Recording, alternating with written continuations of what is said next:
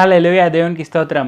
దేవుడైన యేసుప్రభు వారు ఈరోజు మనకు పరిశుద్ధ గ్రంథం నుంచి ఇస్తున్న వాగ్దానము రోమీయులకు రాసిన పత్రిక 8వ అధ్యాయం 7వ వచనం.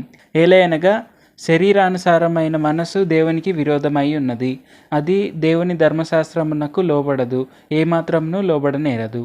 మనం శరీరానుసారంగా జీవిస్తున్నామంటే మనము దేవుని చిత్తం ప్రకారంగా జీవించలేమని ఇక్కడ మనకు క్లియర్గా అర్థమవుతుంది. ఎందుకంటే మనము శరీరం ప్రకారంగా వెళ్తే ఖచ్చితంగా పాపాలే చేస్తాము. మనము రైటియస్గా ఉండేది అనేది ఇంపాసిబుల్. అది మన నీతిమంతులుగా మన శరీరాన్ని బేస్ చేసుకొని ఉండడం అనేది అసలు అసంభవం. అది జరగనే జరగదు.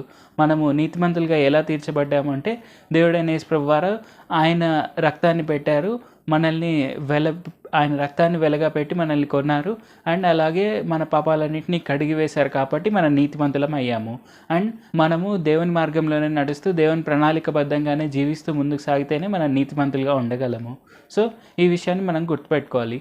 మనము శరీరానుసారంగా జీవిస్తే తప్పకుండా మనం పాపులమే అవుతాము. ఇందులో నిస్సందేహంగా మనం చూడవచ్చు. సో మనము తప్పకుండా దేవుడైన యేసుప్రభు వారి యొక్క ప్రణాళికలోనే ముందుకు సాగాలి. అందుకే దేవుడైన యేసుప్రభు వారు మనకు ఆయన పరిశుద్ధాత్మని ఇచ్చారు, ఆయన కృపను కూడా మనపైన నిరంతరంగా ఉంచుతున్నారు. ఎందుకంటే మనము ఖచ్చితంగా ధర్మశాస్త్రాన్ని నెరవేర్చగల సామర్థ్యం మనలో లేదు. మనము ఎంత చేద్దాం అనుకున్నా అది ఇంపాసిబుల్, అది మన వల్ల అవ్వని పని. సో అది దేవుడు గుర్తించే దేవుడు మనకు పరిశుద్ధాత్మని ఇచ్చారు, అలాగే మన పైన ఆయన కృపను నిరంతరంగా ఉంచుతున్నారు. ఈ విషయాన్ని మనం తప్పకుండా గుర్తించి మనము ఆయన ప్రణాళికబద్ధంగా జీవిస్తూ అలాగే పరిశుద్ధాత్మని కలిగి ఉండి ముందుకు సాగుదాం.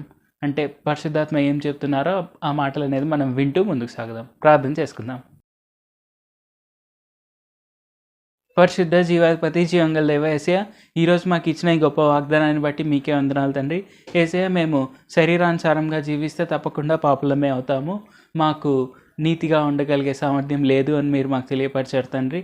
యేసయ్య, తప్పకుండా మేము మీ మార్గంలోనే నడిచేందుకు, మీ ప్రణాళికబద్ధంగానే జీవించేందుకు సాయం చేయండి. మీ చిత్తానుసారంగా జీవిస్తూ మీరు మాకు ఏం చెప్తున్నారో అది మేము వినే సామర్థ్యాన్ని మాకు ఇవ్వండి. తద్వారా మేము నీతిమంతులుగా జీవించేందుకు సాయం చేయండి. ఈ వాక్యం వింటున్న ప్రతి ఒక్కరు కూడా మిమ్మల్నే తమ నిజరక్షకులుగా అంగీకరించి తప్పకుండా వారు కూడా ఎప్పుడూ నీతి మార్గంలోనే నడుస్తూ, అంటే మీ మార్గంలోనే నడుస్తూ ముందుకు సాగేందుకు సాయం చేయండి.